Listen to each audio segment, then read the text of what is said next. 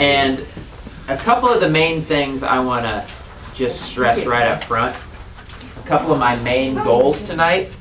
One is to teach you how to read food labels. Two is to teach you how to not read food labels. And three is to help you understand that 90% of what's on a package of something you buy is marketing and advertising. And that we're totally fooled by that. I use the word brainwash, but that's kind of harsh, but we are. So, the first part, let me see if this is the one I highlighted. I think it is. Oh, it's right here.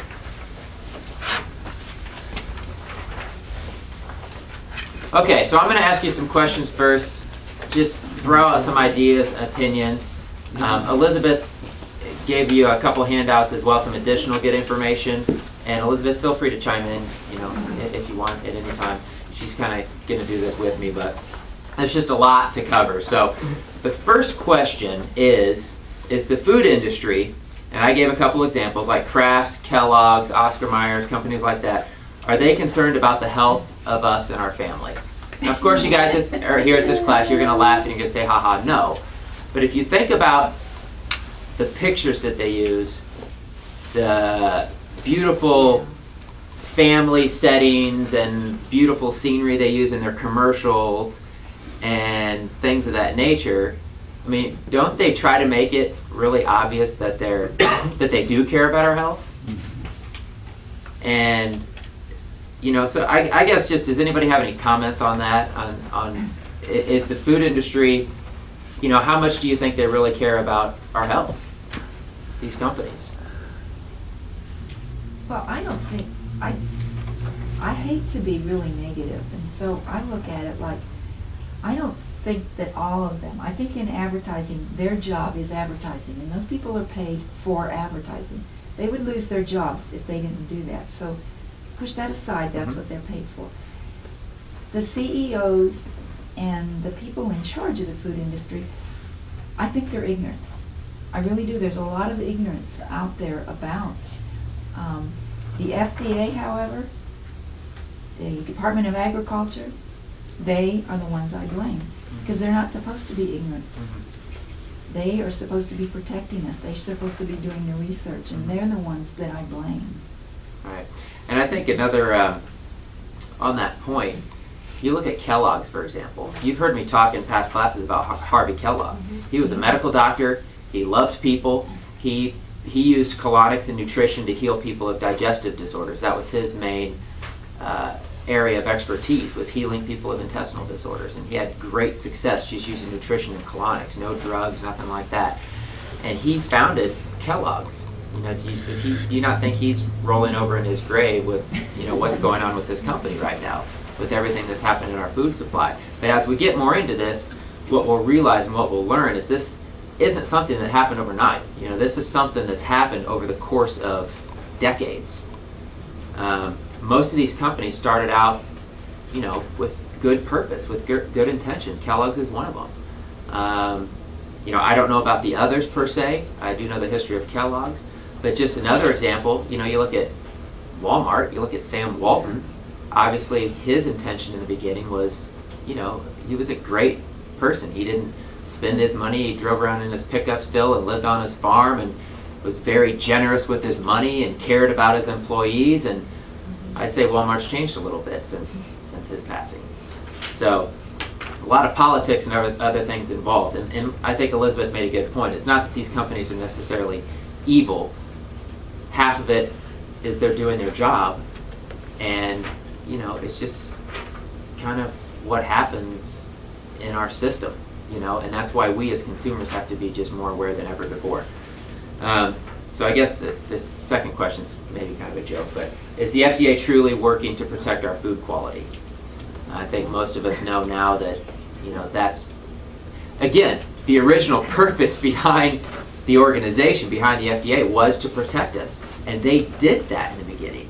You can find all kinds of examples how the FDA did research and studies and showed that different chemicals and food additives and things like that were unsafe, but there was lobbying done in Congress, and food companies put pressure on them, and the laws changed. And again, it was slowly, progressively something that happened over time. This wasn't, the FDA wasn't corrupt from the very beginning just because it's a government organization. It all has to do with people and politics and, unfortunately, money a lot of times. So then the next question I just posed, and not to say that there's some kind of a conspiracy going on. However, it's something to think about. The number one thing that causes illness and sickness and disease and people not to feel good and depression and things like that, it all has to do with the foods we choose to eat on a daily basis. Now, is it ironic that our food supply is filled with junk, and then when we feel sick and we get disease and we feel depressed, we go to a doctor and we get prescription drugs? It's just a little too fishy for me. And then the next ones are kind of funny. How many animals, besides human beings, how many animals study their food and count numbers before deciding what they eat? Think about it. Number 5, how long have human beings read food labels, counted calories, counted fat grams, counted carbohydrates, and read food labels? How long have we done that as a culture throughout the world? Maybe 100 years, if that. Probably more like 80 years. Probably like the 1920s. Yeah, probably the 30s. 20s. Yeah. So, I guess the question is nutrition information being on food labels, have we advanced? Have we advanced in our knowledge and what we know because we're putting this information on food labels? Or is it just a spin? Is it just a media spin to keep us confused and make us buy products? So, something to really, really think about. So I always like to, over and over again in my classes, I like to jump back in time. Again, go back just a couple hundred years ago. How did we live? How did we eat? Did we know where our food came from? Most likely we knew where every single thing we ate came from, because it either came from our garden, it came from a nearby friend or relative, or we shared resources. That my farmer down the street friend has goats, and from this person we get eggs, and that's how it's always been throughout history. Never before has food come from a grocery store. Food has only come from a grocery store within the last 80 years, again. So we need to get back to knowing and understanding where our food comes from. That's critically important.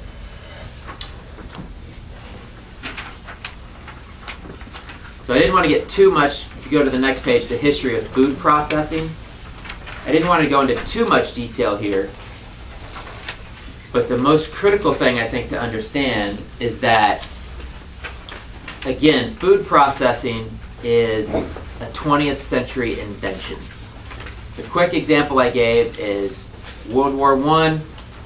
We needed to create foods that had a longer shelf life so that when our troops were overseas or in the jungle or in adverse, dangerous conditions and they couldn't get supplies, they'd have food available to them. It's survival food.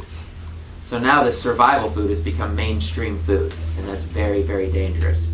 It's the only reason it was invented, and the only way to keep things from spoiling, because again, spoilage is nature's natural cycle, right? An apple falls off a tree, it hits the ground, it's good there for a while. You can pick it up and eat it, an animal will come along and eat it. Eventually it's going to decompose, it's going to turn back into soil to help regrow a new plant, a new tree. That's the cycle of nature. The only way to stop that cycle is to remove the nutrition from the plant, regardless of what it is. When you remove the nutritious ingredients from the plant, then it won't spoil. And that's what they discovered in the early 1900s. And that was kind of the invention of the whole processed food industry. So what's in a food label? And I'm just going to make this very clear up front. Again, this is just my opinion. But food label reading is confusing. Food labels are very confusing. So the easiest way that I can help you make sense of this is to stop counting numbers on food labels. The information is worthless. The only thing that matters on a food label are the ingredients in that food. If you're counting fat grams, What source of fat is that? What are good fats or bad fats? I mean, that really tells you nothing. I mean, you have to be really, really, really educated and know the exact source of where that food comes for that fat content to make any sense to you at all, or that calorie content to make any sense to you at all. And why are we reading and counting numbers on food labels? I have a guess, but does anyone else have a guess? Why are we counting food labels? Why are we counting calories? Why are we counting fat grams? That's what the people tell us to do for weight loss. Right? We're told to do that. I mean, mainstream media, I guess, tells us to do that. I think it's so food companies can shift the focus off of what's actually in their food to counting and looking at fat grams. And because if we go in and it's low cal or it's low fat, we just buy it, right? It takes the shift away from actually paying attention to what's in the food. Because if you really pay attention to what's in the food, it's junk, and that's what we're going to get to. A lot of preservatives and chemicals and cheap, artificially created stuff. And they don't want your focus on that. They want your focus on eat low cal, you'll be healthy. Eat low fat, you'll be healthy. Eat low carb, you'll be healthy. And that couldn't be farther from the truth. So that's why counting numbers on your food labels is not going to do you much good at all. Does anyone have any questions or comments on that? Because that's pretty right out there. No? Sweet. Okay. So I just give a brief example. 2 apples, 100 calories. Ingredients, apple, right? Okay? You got all these little 100-calorie snack packs floating around, right? Anybody seen those? Yeah. There's, what do you call them? The cheddar fish guys, goldfish, the different types of cookies, the crackers like Triscuits and things like that, all come in these 100 snack pack calorie mixes. So if you're on a weight loss program, if you're doing Weight Watchers or Jenny Craig or, give me some more, Slim for Life. Slim for Life, Slim Fast, you're counting calories, right? Mm-hmm. Is there any weight loss program out there where you don't count calories that you guys know of? No. You all count calories. So if you're counting calories and they say eat X amount of calories a day, if you eat 2 apples or a Nabisco cookie snack pack, it doesn't matter to them. It's the same to them. You met your 100-calorie requirement. So what do you think's better for you, an apple or unbleached enriched flour, riboflavin, which is a bunch of B vitamins, sugar, palm kernel oil, corn flour, processed cocoa, dextrose, which is sugar, skim milk, whey, salt, baking soda, soy, cornstarch, natural and artificial flavors? It's pretty obvious, right? So counting calories is silly. The ingredients are what's important. These ingredients are what causing problems in people. It's these ingredients that are causing people to be unhealthy and disrupting hormones and causing people to gain weight. How come when people switch from regular soda to diet soda, they gain weight faster? Can't explain that, can you? There's no calories, right? Coke Zero? How could Coke Zero cause me to gain weight? Because everything that's in that is completely foreign to the body. And when things are foreign to the body, it's got to do one or two things. It's got to eliminate it, or it's got to store it. It doesn't know what else to do with it. So when you take in 0-calorie diet soda, it causes weight gain. Has anybody known anyone who switched to drinking diet soda and did not lose any weight at all? Myself. In fact, maybe gained weight? Yeah. I mean, I know a lot of people that's happened to. And again, it's advertising. We're fooled by advertising. Coke Zero is all about advertising. So, lesson learned. The most important thing on a food label is the actual ingredient list. Next page, fooled by marketing. As Elizabeth said, marketing people are very smart. It's their job to figure out how to get us to buy products. What often happens is when consumers start educating themselves, marketers have to get really creative, don't they? When people said, high fructose corn syrup, I'm not sure if that's a good idea. I've heard that that's bad for you. What do? Change the name. Change the name, change the strategy, change the ingredients. It's the same junk, different advertising spin. That's all it is. So just a few of the things that go into food labels I'm going to talk about. One is the recommended daily allowance. Another really confusing topic. What is RDA? What does recommended daily allowance mean? A lot of people don't know that that is the absolute bare minimum amount of that nutrient needed to put in your body to prevent yourself from getting a severe deficiency disease. So in other words, if you only consume the 100% recommended daily vitamin D intake, you might not get rickets. If you consume the minimum vitamin C daily requirement, you might not get scurvy. I mean, who even hears of people getting scurvy or rickets anymore? These numbers are ridiculous. They're bare minimum. In most cases, you should be taking a lot more than this, and you shouldn't have to worry about it because you should be getting it from quality food. You shouldn't be looking at a food label to figure out how to get your recommended daily intake of nutrients. So one of the examples I give of this is if you're 5 foot tall, you're 95 pounds, and you're 80 years old, is your recommended daily allowance of nutrients the same as a 6'4", 250-pound football player? I mean, according to government guidelines, you are. It's the same, right? The next one, grass, generally recognized as safe. Have people heard about grass, generally recognized as safe ingredients? You know what that means? Okay, Might not tell you. it's something created by the government, and it's basically a list of all these different ingredients they put in our foods. And if it's listed as grass, generally recognized as safe, in other words, they just give the green light to food companies to put it in our food supply. What you don't know about this list is that these things aren't tested. Most of them aren't tested as to their safety or not. And in fact, the ones that are tested and have been proven to be unsafe are still in our food supply, even though they're illegal in most other countries around the world, especially places like Europe and Australia and places like that. A lot of these things are illegal, but they're still in our food supply. I just gave one example. There's an organization called the International Agency for Research on Cancer. They warned us that nitrites and nitrates that are in a lot of processed meats and things like that probably cause cancer. And they're literally in thousands of food products. And we'll get into some of the more specific ones later. But there's lots of cancer-causing ingredients, well-known, well-studied, well-documented in our food supply. So what food labels do not tell you? It doesn't tell you the source of the ingredients. It tells you a vitamin list or whatever, but most products don't tell you the source of where that came from.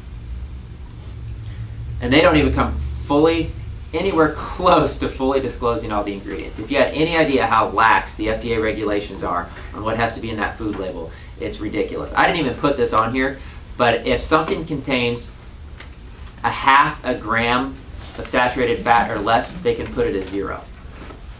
If it contains a half a gram or less of trans fat, which is horribly dangerous to your cardiovascular system, they can list it as 0. So you could be eating foods that have these trans fats and things in it, and it's still listed as 0 because that is the FDA standard. All kinds of pesticides and herbicides and things like that are used. There's thousands and thousands of them. You think they're going to list all those on the food label? No, they know they can't, so they just dismiss it. They don't even put it on there.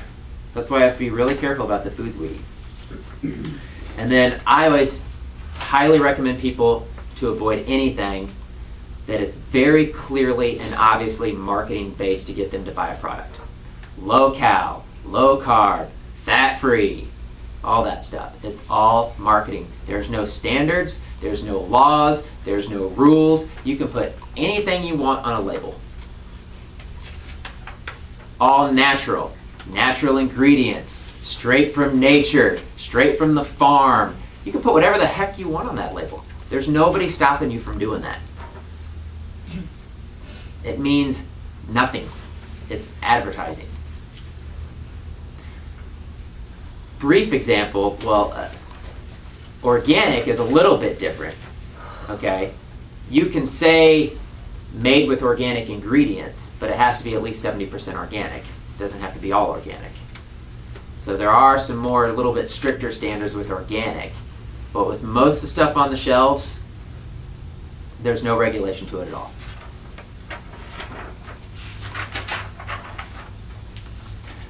So I give a couple of food label examples, just some basic bacon. One's from whole milk.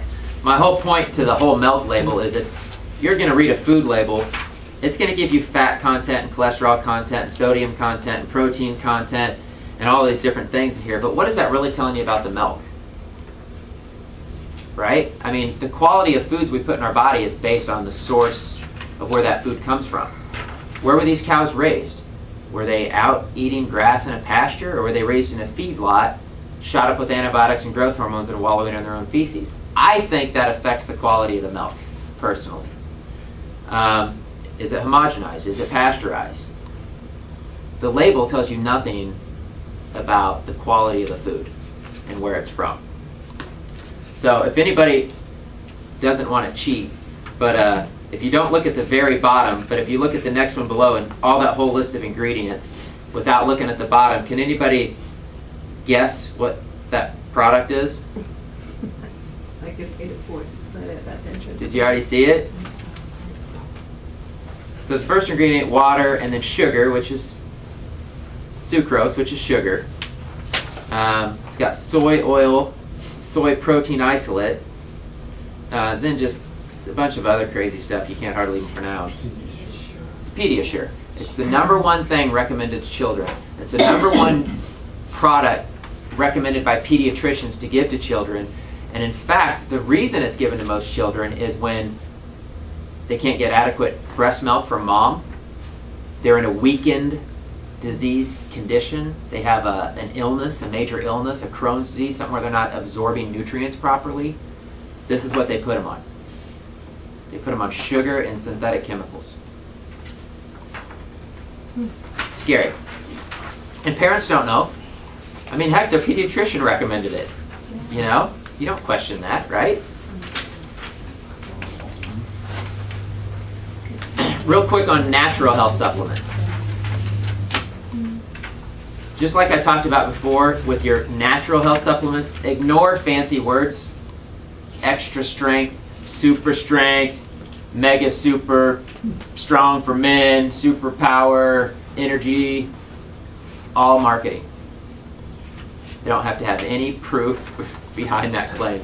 The example I give is the GNC Mega Man multivitamin. All right? It's all marketing.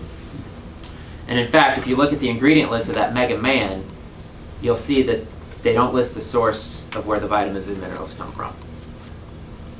So check ingredients. That's number 2. I'm not talking about the amount of vitamins and minerals. I'm talking about where your food comes from, where your vitamins and minerals come from. We know where vitamins and minerals come from, right? Where do vitamins and minerals come from? Vegetables and fruits. Right. They should. Some are What'd you say, the synthetic. store? Fruits, vegetables, herbs. I mean, that's common sense, right? So when we're reading a food label and it's got a bunch of vitamins and minerals listed and then there's no ingredients and you don't know what the source is, where did it come from? Some are synthetic though. Right, that's the point. Yeah, That's what I'm saying. is that they're probably synthetic. Or if they're not synthetic, it's from genetically modified corn or soy or whatever. They don't have to tell you that. So you want to know where your stuff comes from. I'm really big on that. Number 3, avoid fillers, binders, excipients as much as possible. The great example I gave here is I worked at a health food store in Las Vegas for a couple years, and there's a company called Himalaya Healthcare. I don't know if you've heard of them, but they're the number 1 herbal selling company in India. Ayurvedic medicine. They have a whole line of Ayurvedic formulas. And their liver formula is the number 1 selling liver formula in the entire world. Okay? It's prescribed as medication by doctors in over 50 different countries. It's all herbal formula. Their formula, it's called Live Care or Liver Care. You would take 4 capsules a day. That was the recommended amount. And if you took 4 capsules of this Liver Care formula, I mean, it was amazing for hepatitis or cirrhosis, any type of liver condition. It was amazing for it. Well, they had excipients in it. They had modified cellulose and magnesium stearate and silica dioxide. And what a lot of these things are that are in even natural health supplements are they're flow agents. They're called flow agents because they run them through high-speed machines. And so for them to run it through high-speed machines and keep the machine going so it doesn't clog up or gum up the machine, they have to add these things into it. So for a long time, there's a lot of controversy on does this affect the quality of the supplement or not. Well, they do a lot of testing in India. This company, Himalaya, does a lot of testing. So what they finally did after all their testing is they decided we're going to take the excipients out of the product. Same herbs, but now the other ingredients is capsule, cellulose capsule, vegetable capsule. That's it. Their formula changed from a 4-a-day to a 2-a-day. It doubled the strength of their product, taking the excipients, the junk, out of it. So these extra things that are in our food and in our supplements really make a big difference in our absorption and the quality of the product. The fourth thing is I put just talk to someone who knows, because it's so confusing. Talk to someone who knows this stuff, because if not, you're just shooting in the dark. And the last thing you want to do is waste your money. I mean, how many people are out there buying Flintstone vitamins and Pediasure and GNC Mega Man and all this stuff because of advertising, and they're wasting their money. They're throwing their money away. I have an article, a 40-page article on the lymphatic system written by a doctor who had a lymphatic blockage and couldn't figure out what the heck was causing it. And after all his research, he found that what had caused his lymphatic blockage was the years and years of taking synthetic vitamins. And he wrote a book about it. I have a friend in Las Vegas who's a nurse, and she had a runner come in to the clinic. Super healthy guy, ran 10 miles a day, didn't have a health problem in the world, started having severe stomach pains, couldn't figure out where his stomach pain was coming from. Did an x-ray, there's a clump of undigested synthetic vitamins in his stomach that his body could not process, so it formed a layer of mucus over it, and it was just sitting in his stomach causing pain. So How'd you not get only, it there? what's that? How'd they get it out? How'd they operate? I don't know. No. I don't know. So not only are we wasting our money, but we can be causing more harm than good. Yes? I just want to point out that a lot of people think doctors understand nutrition and study nutrition in school, and the fact is they don't. So Yeah, good it's point. important not to talk to doctors about this stuff because they really typically are not trained. Yeah, yep. Exactly. Good point. Yeah, she said that most doctors aren't trained in nutrition, and that's a fact. I mean, it's an absolute fact that you go to 6 years of medical school, you get 1, maybe 2 classes max on nutrition, period. They're trained in drugs and disease. So, yeah, you want to go to somebody who knows. So I give an example of a food label, and this is kind of like a mediocre one, you know. Is this good? Is this bad? It's got a bunch of vitamins and minerals listed. There's not really a source listed. There's not an ingredient list. The only thing we know that's natural in this product is the green tea and the ginseng.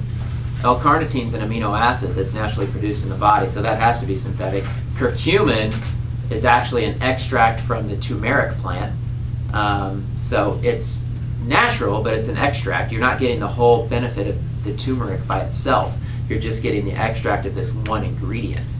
So this is one of those just kind of tweeners that's kind of confusing to people. Again, I would rather see a list of exactly where all these vitamins and minerals come from.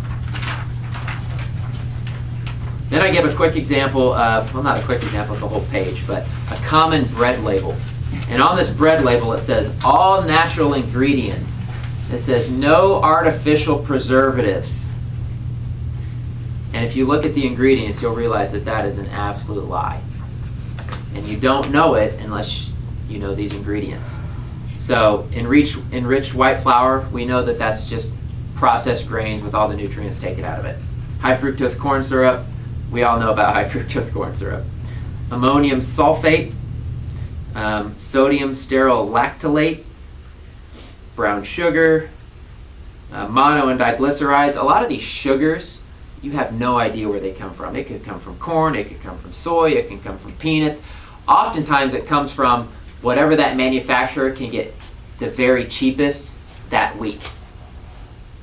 How come sometimes you read a label? Have you ever read a label and it says oil and it says could be canola slash corn slash this slash that slash this. And it lists like 4 different oils, and it could be one or any of a combination of those. It's whatever they happen to get cheapest that week. You don't care what goes in there. Partially hydrogenated soybean oil. So those are the ingredients in this all-natural, no preservative bread. Yeah. I don't know what high fructose corn syrup is. High fructose corn syrup it's from corn, but what they did is they chemically altered the plant to make it a lot sweeter than natural. Mm-hmm. And at first they thought, oh, well, that's fine because it's a natural ingredient, it's from corn. But what they found is that it very quickly became the #1 complaint that was coming to the FDA, causing all kinds of nervous system disorders and hyperactivity in children and all kinds of different types of illnesses, brain fog and Alzheimer's, things like this.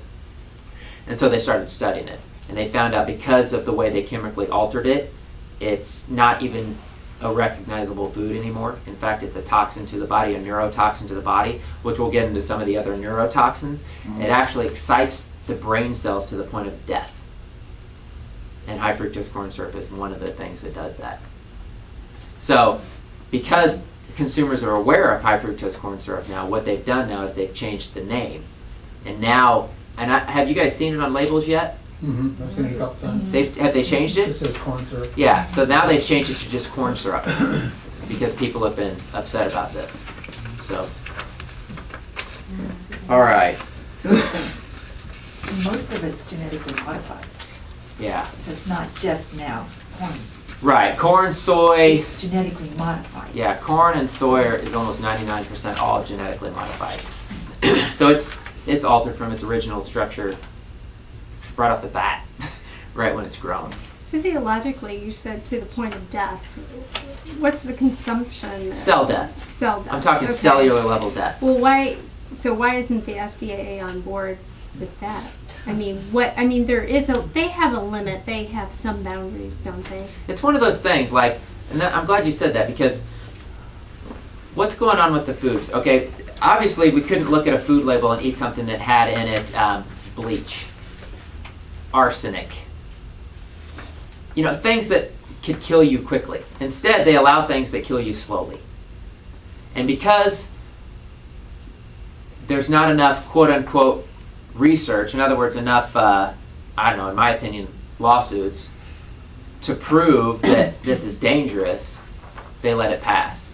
And it's an interesting story. If you actually study high fructose corn syrup, if you study aspartame, if you study saccharin, if you study a lot of the different dyes, you'll find that almost every single one of these, without exception, was proven in laboratory studies to be unsafe for human consumption.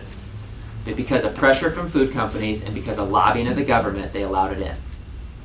And again, because it's not something that can kill you immediately, they just ignore it. They basically let it slide. Now, other countries aren't. A lot of European countries and other places aren't tolerating this. But we're a little different here, unfortunately, in America. And what are you going to say? What was that? I had part of the question is how the FDA works on that is, for instance, in what's in a cookie, if you take one cookie, and they'll say, well, if a child ate that one cookie, they'd be okay, one a day. And so there would be no problem. However, they don't take into consideration that what child eats one cookie. Most children take a handful of cookies and eat them. Some children eat them all day long. So the FDA sets a standard. It's the same thing as why they allow chlorine in our water. If you go to a swimming pool, the chlorine and everything. If you were to go into that pool for a certain amount, 10 or 15 minutes a day, they say you'd be fine. There'd be no problem. But there are children who, during the summer, live in the swimming pool. So the chlorine that's getting into their body is massive, massive doses. But the FDA doesn't look at that. They look at that minimum amount that Right. you talked about. And that's why they allow things. And fluoride's another good example of that. Fluoride is a very, very dangerous neurotoxin as well. But again, in small doses, there's no recognizable immediate effects. Just now, there's so much information, literally thousands and thousands of studies done on fluoride, that finally they're starting to take it out of dentist office, and now there's movement across the country to take it out of our water supply and things like that. But man, it takes a lot of It'll be work. gone, I think, in the next few years. Takes a lot of work. So again, we need to know about these things early rather than later. And on the food chemicals, I don't think well, it's in here somewhere. There's so many pages here I lose track. But in 1958, there's a thing called the Delaney Clause. And they basically said that any additives shown to cause cancer in humans or in animals are not permitted to be added to our food. When they first passed this law, they checked 80 different food colorings. 73 of the 80 were known to be carcinogenic and damaging to human beings. But because of pressure, they still allowed them into our food supply. So they passed these laws, but then the FDA just kind of blows it off. So now we're going to get into learning not to read food labels, which I think this is the way to go. Okay? How do you not read a food label? Well, number one, you buy fruits and vegetables from your garden, from the local farmer's market, or organic at the store. You know they're free of herbicides and pesticides and things like that. I say it in that order because cost-wise, that's going to be your best bet. Your own garden's going to be cheapest, then farmer's market, and then whole paycheck's your last option. But do what you got to do. There's a reason that fruits and vegetables cost 5 times more than meat and dairy. It's all politics.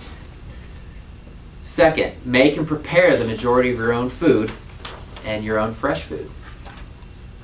It just takes a little time. I know we're all busy and we're all in a hurry, but plan ahead.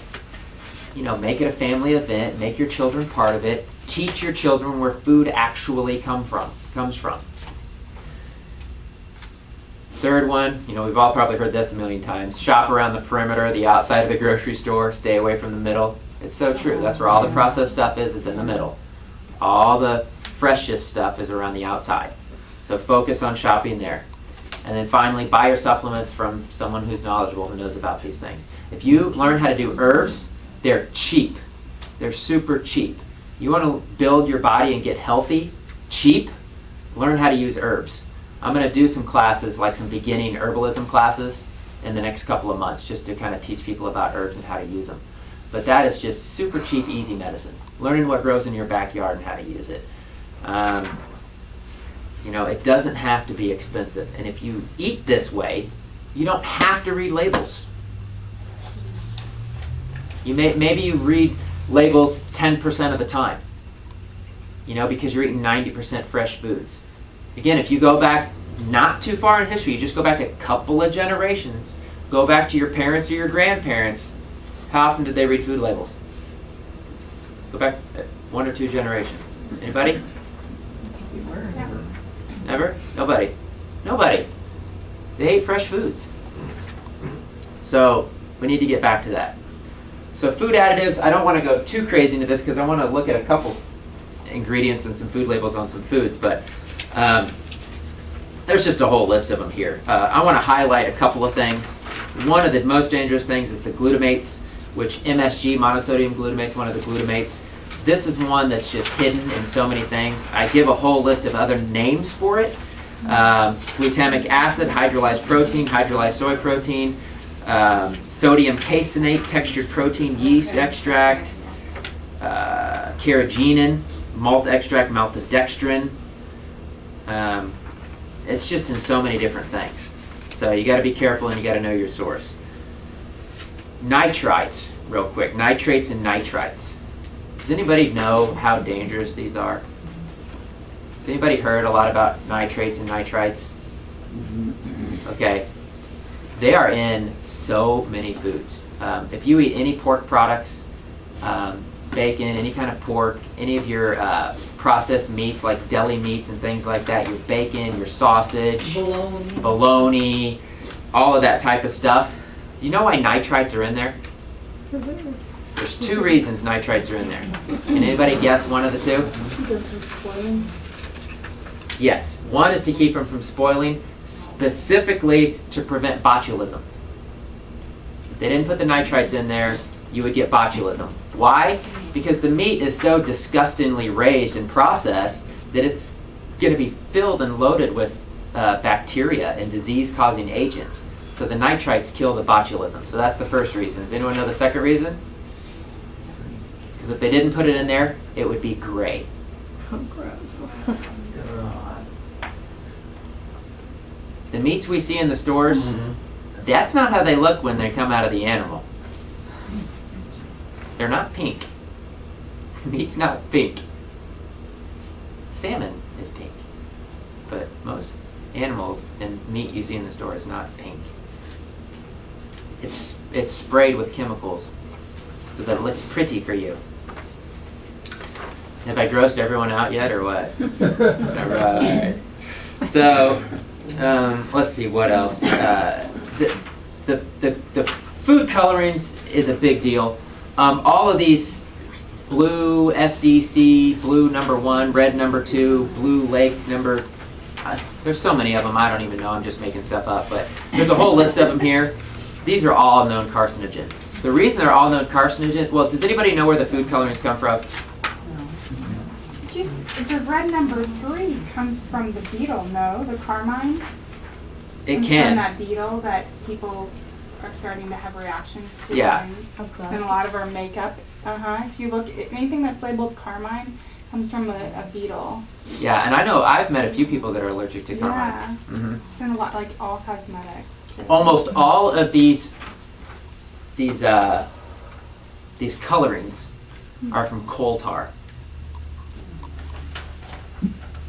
So your citrus red 2, FD&C blue #1, FD&C green #3. If you look at any package of like M&Ms or any kind of candy, it's loaded with these colorings, and they're all coal tar derivatives. No, not even Coals? Yeah, like oil. Coal, Mhm. tar. Oh, gee. What about the artificial sweetener? Yeah, that's at the end. Yeah, we'll get to some of those. Tartrazine, which is also known as FD&C yellow #5, it's one of the most dangerous ones. There have been studies of schools that have banned products containing just this one ingredient and noted marked improvements in their studies and the children's quality of their schoolwork and their performance and their attitudes, just by removing this one artificial coloring. Which one? Tartrazine, FD&C yellow #5. It's the bottom one on the list. And there's a note here, it's banned in Norway. I think it's banned in other countries too, but let's see. What other fun ones? Oh, this one's really interesting, I thought. Has anybody heard of popcorn worker's lung? Yeah. Fake butter. You've heard of that? Yeah. Yeah, so the fake butter that's on our microwave popcorn, they actually named a disease after the artificial flavoring that's put in the artificial butter flavoring. The reason is because the workers at the factory where this chemical was produced were all getting lung cancer, so they called it popcorn worker's lung. And it's the buttery flavor in microwave popcorn. It's diacetyl. It's on the next page.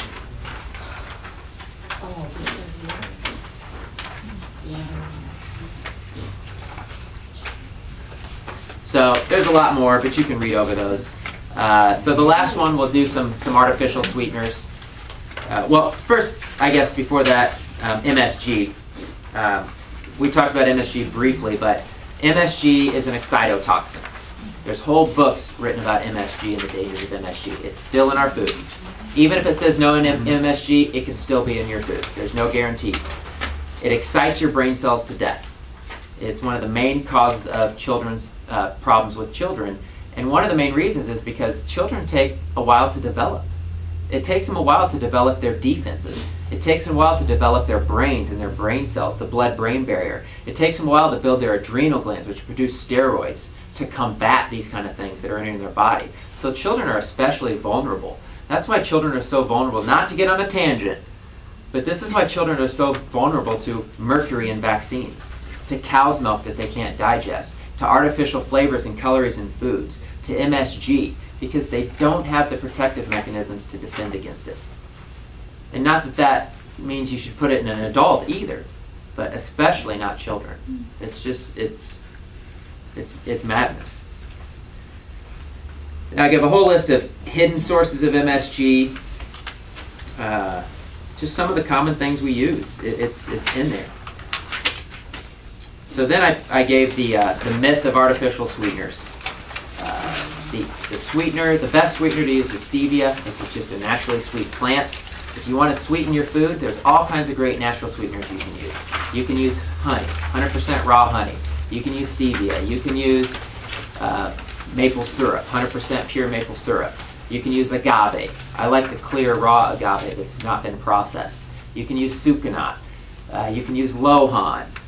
There's all kinds of natural sweeteners out there. Except for the stevia, has the maltodextrin in it, and I was at Whole Foods, and now every single brand has the maltodextrin in it at Whole Foods except for one. Really? Every single brand. I just kept taking up. And I was like, when did they start putting this in every single one? That's interesting. This is in Now Foods. I don't think the one I have You don't, does. yeah, that doesn't have it. I Huh. think. Yeah, that's interesting. So, aspartame. Next, high fructose corn syrup and aspartame, the two biggest complaints to the FDA. The two biggest sources of lawsuits against damage being done to people and children using these ingredients. Aspartame, which is amazing that, again, study the story behind some of these chemicals if you want to, but aspartame, we're going back to like the 50s. I mean, this stuff was studied. All the scientists at the FDA said this stuff is dangerous. It should never be meant for human consumption.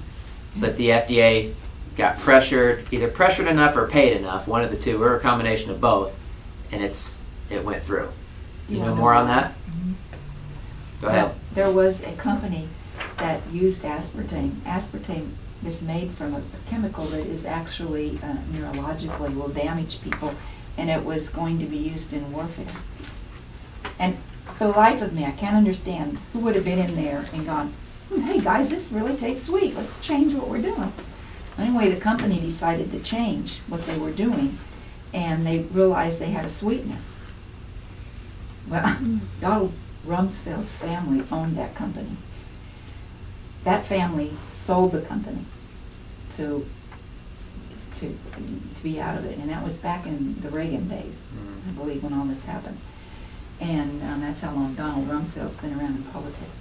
The company that bought from Donald Rumsfeld's family came to Donald Rumsfeld and said, hey, they're not going to let us, they're not going to approve it. The FDA went through 4 times. Donald Rumsfeld said, oh, send it through again. 4 times it went through and it was refused.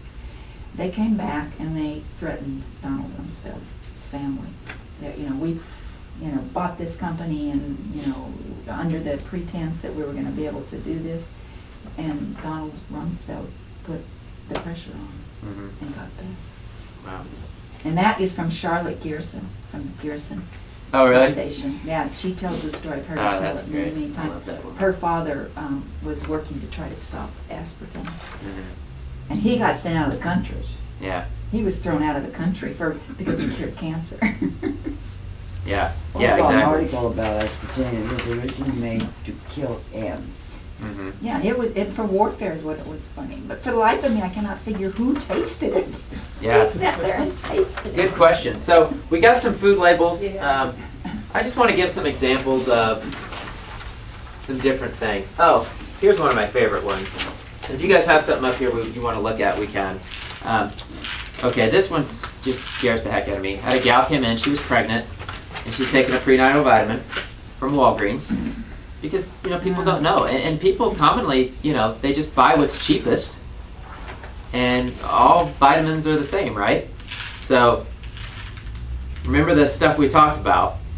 But here are just some, and that's another just general hint on food label reading. If there's like 100 ingredients and you can't pronounce 90% of them, chances are that's not good for you. So this has ferrous fumarate, which is a form of iron. It's actually a binding form of iron that causes constipation. It has dextrin, silicone dioxide, hypromellose, which is some kind of sugar that I've never even heard of, titanium dioxide, magnesium stearate, polyethylene glycol, which is actually an ingredient that's found in antifreeze, FD&C red number 40 lake, dextrose, which is another sugar, lecithin, FD&C yellow number 6 lake, FD&C blue number 2. Well, why would they put those in there? Because someone's taking it as a capsule and throwing it down their throat. They don't care what it looks like. So why are they putting that? It makes you really Well, that's a great nervous. question. That's crazy. But this is a prenatal vitamin, and women, tens of thousands of women all across the country are taking this stuff With babies in their tummy. with babies in their tummies. Open it up, are they pretty colored? Babies who need nutrients. Yeah, Now let's pass it around. We can all try one. Every pharmaceutical, has a pretty color to it. Yeah, Yeah. it's true. And if you smell these, I mean, you guys know, you remember the old vitamin days? So, And it just smells yucky. synthetic. I mean, it just smells disgusting. Just a So- note about vitamins, if anyone wants to take a multivitamin or really is, if you make sure that it is from whole food sources, the vitamins, okay? And if you go into Bond Shop, you'll find that that's what he deals with. But what you need to do is if your vitamin, first of all, is inexpensive or cheap, you know it's bad. Because whole food source vitamins are a lot more expensive. But what you want to do, and I think there's about 7 or 8 multivitamins that are from a whole food source. In other words, they took the iron from spinach. Well, they put the spinach in there. The spinach is actually in there. They didn't pull the iron out of the spinach. The spinach is actually in there. So you just want to look and make sure it says whole food. Right. And on that note, the reason that natural products are more expensive is because, like, if you look on this one, this is a multivitamin from Costco. Yeah, Costco. And it says USP. USP has tested and verified ingredients, potency, and manufacturing process. USP sets official standards for dietary supplements. Okay, USP is basically a conglomerate of where nutrients come in from overseas, usually. So, for example, all these vitamins that are listed here, again, there's no ingredients listed, there's no food listed. But what happens is you want beta-carotene or vitamin C from ascorbic acid or vitamin D or whatever, it's literally shipped in bulk in thousands of pounds in containers from like China and shipped over to a manufacturing facility, and all these companies who use this synthetic junk in their products get it from the same source. So that's why you have to find what companies are actually creating quality products. And a lot of times we're so brainwashed about having to read food labels that we go inside a store like mine and you look at the label and you're like, well, there's no vitamins or minerals listed here. Well, that's because they're all contained in the dang food you're eating, the herbs you're eating. And it confuses people. But that's where the nutrients come from. They come from the herbs, these powerful plants. If I take a ginger root, okay, and I make it into a supplement, into a powder, how am I going to measure how many vitamins and minerals are in there? How am I going to do that? I can't. You can't. The only way to measure how many vitamins and minerals are in a product is intense testing. But what most companies don't want to do is they don't want to go through the expense of that testing because it's very expensive. A lot of big companies will, like New Chapter and Garden of Life. They have some good quality products. They spend a lot of money on testing their products. But if you don't want to spend money on testing your products, just buy it in bulk from the big manufacturing plant. You'll get it for literally pennies on the dollar. They'll tell you exactly what the amount is you can put on that label. You don't have to do any work. So here's an example of like an herbal formula, just to give you an example of what I'm talking about. This is a hormone balancing formula. It's just herbal. It's saw palmetto, damiana, dong quai, blessed thistle, slippery elm, hops, yellow dock, wild yam. There's not a percentage daily value listed because, again, if you take a plant straight out of nature, you're not going to know the exact nutrient content of that. The other ingredients is capsule, vegetarian capsule. That's it. Okay? On this multivitamin, again, I'm not going to read them all, but the other ingredients is very, very long. That's all I'm gonna say. I mean, there's 50 things on there that are other ingredients. So, I think most of the ingredients, people ask me why there's so many ingredients in there. I feel, from my background in science, that I think the other ingredients are put in there to make it easier, like you said, for them to manufacture the product. They're done, like the flow things are put Right. in there so they can flow through the machinery. They're done so the shelf life is longer. right, It's not done for us. right. The coating Or that's for on the it, health, yeah, it's, all of those things. that's why all those Yep. ingredients are in there. So here's some examples of like, I'm a big fan of I don't buy a lot of things box, package, or can. I try to buy fresh as much as possible. But there are good products you can go out there and buy. I mean, this is quinoa flakes. Okay? Ingredients, organic quinoa. That's it. That's all it's in it. Organic quinoa. What's quinoa? Quinoa is an ancient seed, actually. And it's one of the 4 ancient seed grains. And it's just loaded in vitamins and minerals. It doesn't have gluten. It's not a wheat product. It's not a grain. So there's no gluten in it. A lot of people are gluten intolerant. So it gives you a lot of vitamins and minerals and a lot of nutrients without having the worry of people who are gluten intolerant or can't handle wheat proteins and things like that. And you can use it like pasta. I mean, you can make spaghetti with it. I mean, anything you'd use pasta for, it's super, super good. I make a quinoa It is. salad. Yeah, I just It's cook up quinoa incredible. with like vegetable stock and cut up a It bunch really of is. celery and pepper and onions and things in it, and it is super good. I made a quinoa pizza crust the other week and replaced flour with quinoa flour. Just ground quinoa in my blender in the Vitamix, and then I just mashed it up with the sweet potato. It was like grilled, 3 ingredients. Rolled it out, and it was another good replacement. Yeah, I'm recruiting Callie to do some Really? classes with me next month because she's awesome I at this love stuff. those recipes. I think we're going to do some food Oh. classes, and she's going to show you some cool stuff. So, we got your Flintstone vitamins. These are for kids, right? Yeah. First ingredient, sugar in a vitamin. That's awesome. FD&C red number 40, aluminum lake, FD&C yellow number 6, aluminum lake xylitol, aspartame, the sweetener, FD&C blue number 2, cupric oxide. That's a new one on me. But see, there's always new stuff because there's like 70,000 chemicals in our food supply. So there's always stuff like, what the heck is that? Yeah. So. And I think they put it in there too for like addiction. Like if you watch little kids, they're like, I want my vitamins, Yeah. and like they're grabbing them. Totally. So here's an example like I was talking about with the oils. This is a blend of natural vegetable oils. Canola from Canada, soybean, and olive. So again, just whatever's convenient for them at their time, that's in here. Canola oil is from Canada. Yeah. And it was used a lot, I don't know if anyone knows this or not. Canola oil is a machine oil. It was used to put in machines. Yeah, it's called rapeseed. Yeah, it is cheap. And it's the only reason now. And I have a big fight going with Whole Foods because they are using more and more canola oil.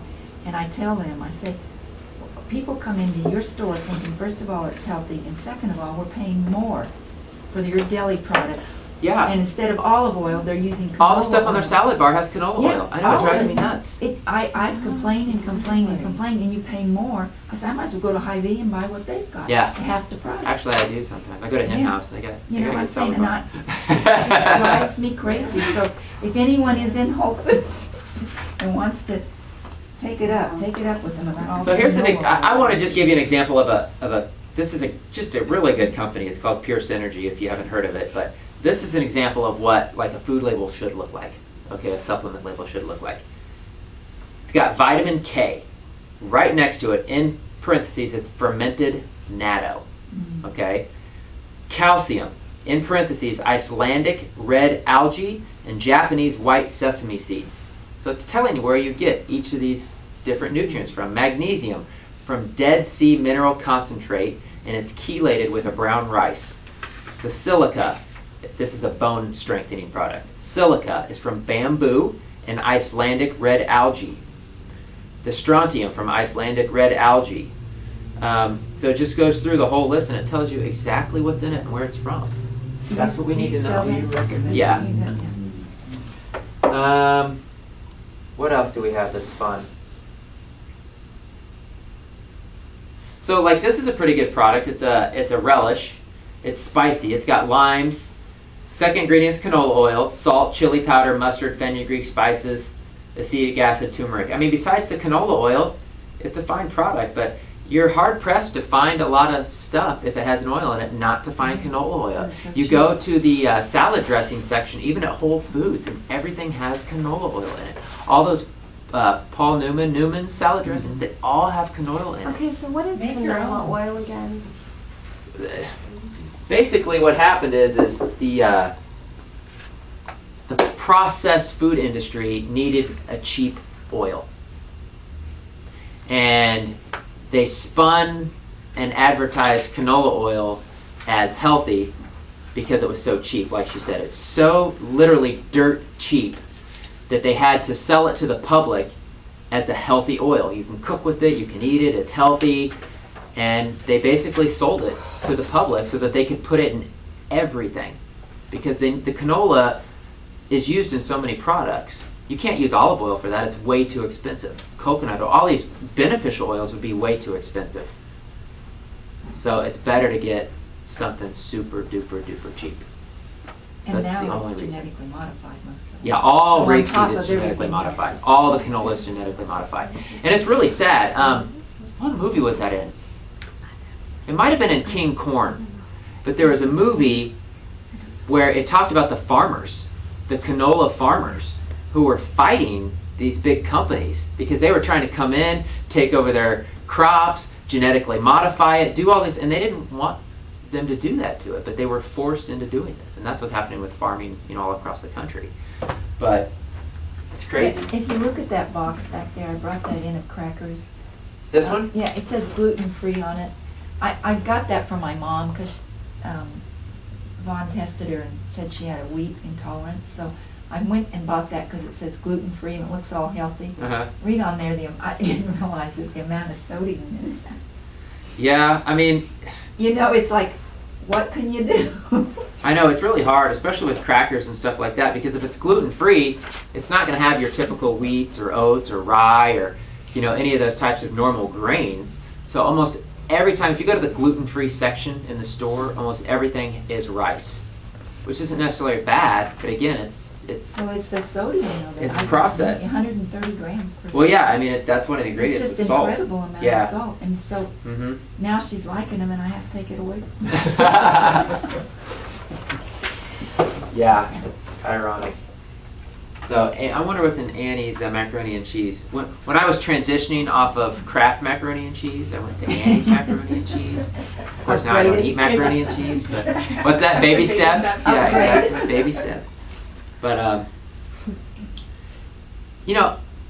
and one thing you do want to read labels for is if you have food allergies, food sensitivities, gluten intolerances, things like that. I mean, you want to be careful what you're buying. But again, if you can get to, remember, not label reading, that's ideal. So, it's a cheese product, so it's going to have milk and stuff in it, right? I mean, it's Parmesan cheese, cultured, pasteurized milk, whey, which is a dairy product, organic cheddar cheese, milk. So, like, 4 of the first 5 ingredients are all milk and cheese. Organic cornstarch, organic cream, organic garlic, organic onion, yeast extract, organic white pepper. So it's one of those things, like, if you're going to eat macaroni and cheese, it's probably your best bet, So I guess we just have to make a decision if, we have to have these foods in our lives. Do we transition to make baby steps? But if we're going to eat